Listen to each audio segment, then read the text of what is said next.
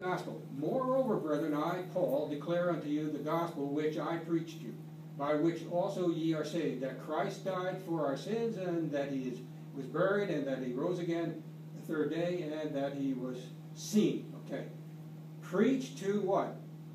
Israel, Jews? No. To all creatures, and to make disciples of what? All nations. You see the difference between the first and the second? First is limited and focused on specifically the nation Israel. Okay? The second is to all the nations. After the disciples had been preaching the first gospel and reported to Jesus with respect to their field ministry, all right, from that time forth, quote here now, began Jesus to show unto his disciples how he must go to Jerusalem and suffer things from the elders and chief priests and scribes, and be killed, and be raised again the third day. In other words, they were preaching the first gospel, which was what? The offer of the kingdom and their king. Okay? They rejected it. Matthew 12 clearly underscores that. And then the disciples report this back to Jesus, and he then gives them the second gospel. All right? What if Israel had accepted the offer? Okay? And that's such a tempting question. What if? That is something that you hear down through the corridors of time. What if Hitler hadn't been born? And what if, and what if, and what if? But it's a totally irrelevant question, and it's only a pure exercise in futility, because so what? What if? Didn't come to pass. But there is a proper question, and that is, what is the status of the first gospel? And that's not hard to answer if we just remember, what is the first gospel dealing with? The salvation of Jews, or the salvation of the nation Israel? The first gospel is to the nation. It's the kingdom over which Jesus will be king. It is a has a direct relationship to, inseparably, to the Abrahamic covenant. I wanted to say Alexander for some reason. Abrahamic covenant, the Palestinian covenant, which is a subsidiary of the Abrahamic covenant, and what other covenant? Davidic. Abrahamic covenant essentially is talking about the kingdom, and the Davidic covenant is talking about the kingdom over that kingdom. So you take those covenants together, and that is what the first gospel is dealing with. And of course, once that is fulfilled, those covenants, why then what do you have? A nation of holy priests, totally separated unto God and its service unto God. All right, that day will come, the 1,000-year rule of Christ, and then that second gospel has run its course. The nation of Israel, 12 tribes, proselytize the pagan nations. Okay? She has failed to do that, and with the first coming of Christ, the establishment of the church's mission is go out into the world and what? Preach the gospel. Preach the gospel and make disciples. Okay? So, in effect, she's doing what the nation of Israel should have been doing, or should be doing. But she's in an apostate condition right now. Right, so the church, revolving around the original 12 apostles, they go out to proselytize the world up until what? The 7-year tribulation period. And in that 7-year period, there will be separated out 12,000 Jews from each of the 12 tribes, okay? And during that 7-year tribulation, in the absence of the church, now they are doing the proselytizing to the world, all right? But during Jacob's trouble, proselytizing both Jews and Gentiles, right up until the second coming of Christ. Christ comes, he purges Israel of all of its apostates. What are left are those who finally recognize, they look up and they see whom they have pierced, and they submit and are saved, all right? They are converted, then they are restored, and they become the millennial holy nation of Israel, made up of the full 12 tribes. Now, from here to here, or even further back here, where are those 12 tribes? We've got two that we call the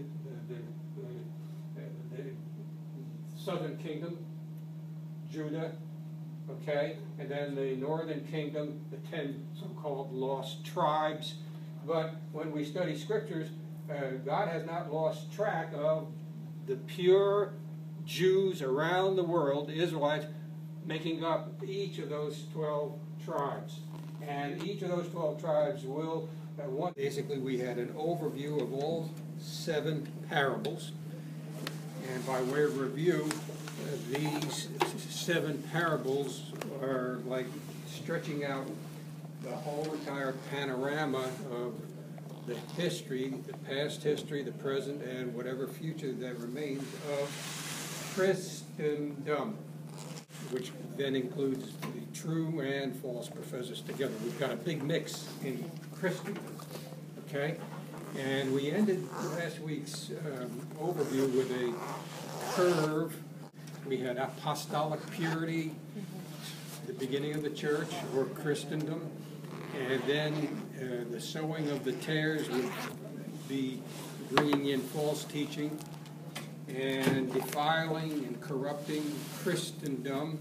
That's why Christendom is Christendom, because it's a mix of true doctrine and the injection of false doctrine, false teaching, false teachers.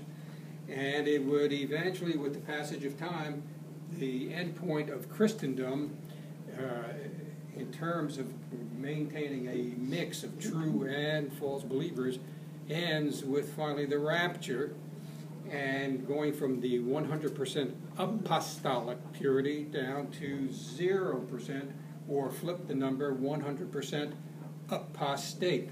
Now it's 100% apostate after the rapture. As long as the rapture hasn't taken place, even though we're very, very close to being an apostate, 100% apostate Christendom, that's not the case. As long as whatever makes up the church today, the true body of believers, we're not at that 0 point. Okay? But the rapture takes place, then those who continue to call themselves the church or believers, they are the 100% apostate church. Is that all clear? So that's that panoramic sweep of Christendom. All right? And we have looked at the arrangement of the 7 parables. Remember that Jesus presented the first 4 parables standing on inside a boat, but near the shoreline, so that he could speak to everybody. Okay? Then he went inside a house, and he spoke inside the house, and he then revealed parables 5, 6, and 7. Okay? And today we will concentrate on parable 5. Next week, parable 6. And then the week after that, we will get into the 7th parable. And that will then allow for a series of overview and closer studies of this dragnet, this great dragnet that characterizes the very end of Christendom, up to the point where the rapture takes place. Now, that's not the end of Christendom, because in effect Christendom goes on, but we think of Christendom terminating at the point of the rapture, and then the false teaching goes on after that. But then you're into what would be called the one world false religious system. Okay, now that dragnet parable embraces all false teachings down through the entire panoramic sweep of Christendom, from the time of the primitive church, the true body of believers, all the way down to the point of the rapture. Okay, but it's as you approach that very last phase of history, okay, which is right now, we will see the various bodies of false teaching. We'll look at a number of them, the major religions of the world, major ideologies, including Islam and so forth. Why do we look at the others? We will look at them to a certain degree, but we're not gonna necessarily get into the chapter and verse of each one and refute it, but we're going to walk away with a knowledge of how this dragnet parable is so very prophetic and shows essentially the end of Christendom's condition. It'll be primarily characterized by the dragnet, okay? A networking of all of your various cults and false teachings and so forth, all networking together, masterfully pulled together by Satan, possibly under the heading of New Age or other things, okay? That will be the principal character of Christendom, the state of Christendom, as we approach the rapture. And that makes sense, right? There will be a church within it, but to what degree, size-wise, and its influence, its power, it'll obviously be considerably diminished and less potent than the sowing of the tares. The church is responsible for sowing the seeds, all right?